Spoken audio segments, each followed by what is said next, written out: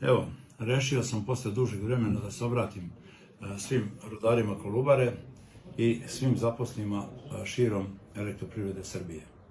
Naime, svedoci ste i svedoci smo svih nemilih i ružnih događaja koji su pratili Elektroprivredu, a posebno rudare Kolubare u poslednjih godinu dana, a pogotovo u poslednjih par meseci.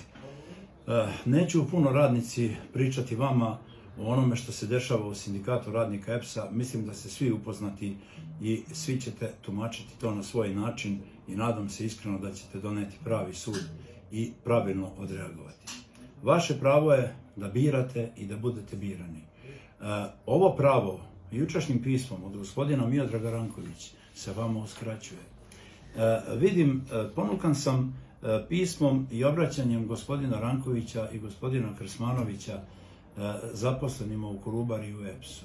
Prvo, kada pišete, gospodo, buduće pisma, krstite ih vremenom i datumom u kome se pišu. Nemojte zavoditi dokument 2021. godine, a vi ste ga pustili juče. To je prva stvar. Druga stvar, da li je moguće da vi nazovete mene izdajnikom ili nekim ko želi da rehabilituje sebe, ili ko nešto radi tajno, ili ko bogati pravi neki tajni sindikat?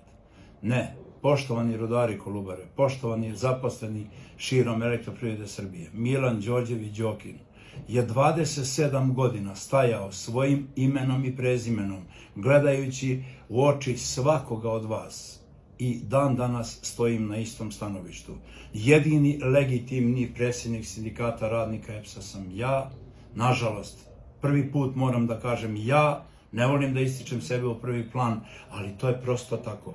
Po svim zakonima ove zemlje, po kolektivnom ugovoru, po pravilima o radu sindikata EPS-a, po statutu sindikata radnika EPS-a, po izbornim pravilima sindikata radnika EPS-a i po listi koja je napravljena 2017. godine, to je krajem 2017. godine. Na toj listi sam bio nosioc ja i činom moje nelegitimne smene. Cijela lista je trebala da padne, uslovno rečeno kažem padne, trebali su da budu raspisani prevremeni sindikalni izbori. Gospoda pomenuta sa još nekim u Elektroprivredi Srbije se nije stidela kad je ovo potpisala juče i danas. Nije se stidela samih sebe. Zar se ne stidiš, pici, onoga što si napisao i što si izgovorio u poslednjih par meseci za televiziju GEM i za ostale televizije? Zar se ne stidiš gospodina Milorada Grčića i njegovih batinaša, takozvane unutrašnje kontrole, za sve ono što si radio širom Srbije, što ste ucenjivali ljude, pretili ljudima, davali im otkaze deci, samo sa ciljem da potpišu papir na kome daju podršku tebi protiv mene? A onda si odjednom pobegao u stranu i ustupio si mesto Radoslavu Krsmanoviću da bude predsjednik sindikata radnika Elektroprivrede Srbije. Ali to govori, gospodo, o njima, ne govori o nama. Vrhunac vaše bahatosti, neznanja i nemoći je kada ste se drznuli da na potpuno nelegitiman način iščlanite iz sindikata mene i još 12 kolega iz sindikalne organizacije Površinski kopovi. Zašto? Jer niste mogli da slomite legitimnu sindikalnu organizaciju, niste uspeli da kupite kolege sa kopova, iz metala, iz Kolubara usluga i još puno drugih kolega koji ćute, se plaše i sklonili su se u stranu. Ja sam se odlučio da legalizujem i registrujem, to jest upišem u registar sindikat rudarstva i energetike, i to nije ideja sada i nije iznuđena ideja samo sada, to je ideja koja je već pre 3-4 godine se rodila u sindikatu radnika EPS-a, za koju ste se i vi tada zalagali. Ja sam sada registrovao sindikat rudarstva i energetike kao nužnu stvar da sprečim vas da dalje urušavate i uništavate zaposlene u Kolubari i u Elektroprivredi Srbije. Zapitajte se, poštovani radnici, poštovane koleginice i kolege, kuda nas ovo vodi.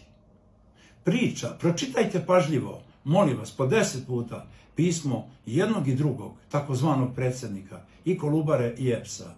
Pročitajte i razmislite šta ovo znači.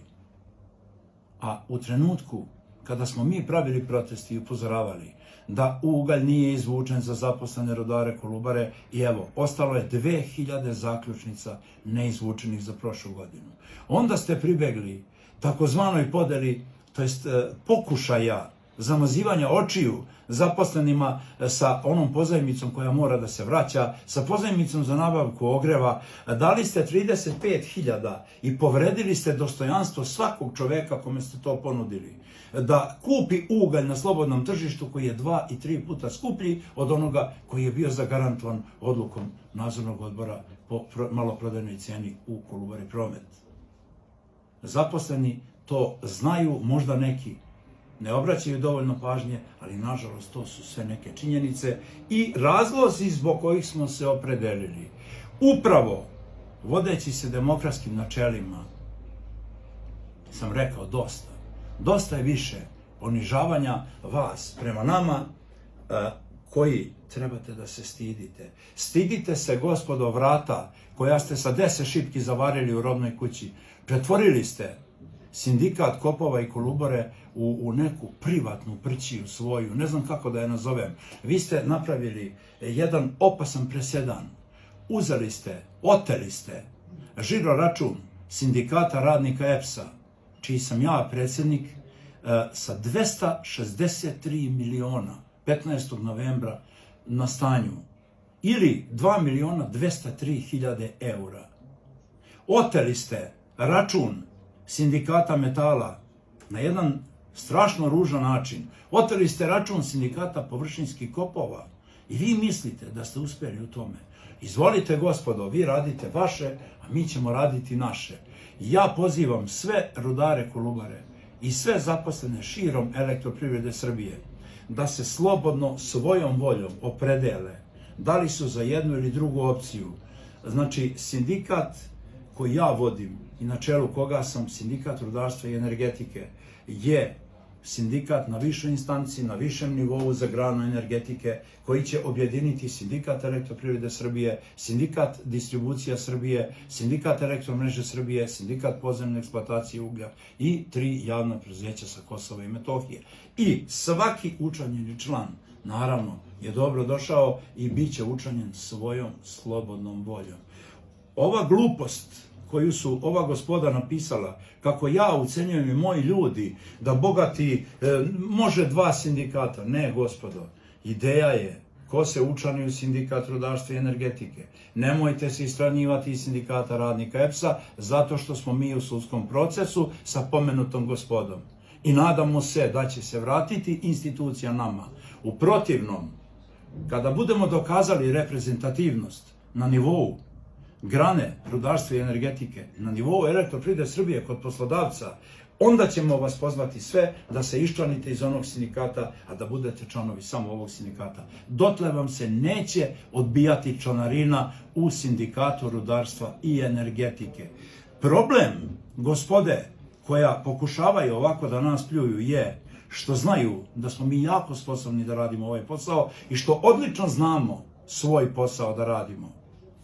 I znaju i vide na terenu da imamo podršku ogromnog broja zaposlenih u Kolubari i širom Elektroprivrede Srbije. Na kraju, poštovane koleginice i kolege, vreme će svoje pokazati. U roku od mjesec dana ja očekujem da ćemo imati više od 60% učlanjenih u sindikat rudarstva i energetike. I samo još jednu stvar da vam poručim, da vam razjasnim. Da ne bude nikakve dileme i nikakve zabune. Sindikat rudarstva i energetike još nije upisan u registar u Ministarstvu za rad i socijalna pitanja. Danas je posljednji dan po zakonima ove zemlje gde mora da bude upisan u registar. I nemojte se, gospodo Rankovići, gospodo Krsmanovići i ostali, nemojte se truditi i nemojte koristiti prljave kanale da vršite pritisak na razne ljude u ovoj državi i u raznim ministarstvima da ne puste registraciju. Kada mi budemo dobili potreban broj, taj broj je 15% od ukupnog broja zaposlenih u Elektroprivredi Srbije ili ti 10% od ukupnog broja onih koji su predviđeni statutom na nivou države. Znači, mi tada tražimo priznavanje reprezentativnosti i registraciju našeg sindikata. Pristupnice su preduslov za registraciju našeg sindikata. A još jedna stvar, molim sve zaposlene da shvate. U ovoj krizi u kojoj se nalazi, pogotovo Kolubara i ceo EPS, u ovoj besparici, u ovolikom zaduženju našeg preduzeća, razmislite, gospodo, i opredelite se, apsolutno je vama na volju. Da li je Đokin lobista koji se rodio u Baroševcu i živi u Baroševcu, ne znam, neke ministarke gospođe Mihajlović ili ne znam Amerike ili koga već. Muka mi je više, povraća mi se od takvih insinuacija. Ja sam rudar po opredeljenju, rudar po profesiji, rudar u duši. Sve kolege u Kolubari u Lazarevcu znaju ko smo mi, a znaju ko su oni. Izvolite, još jednom vas puno pozdravljam i nadam se iskreno da ćete razumeti ovo što sam poručio. Srećno.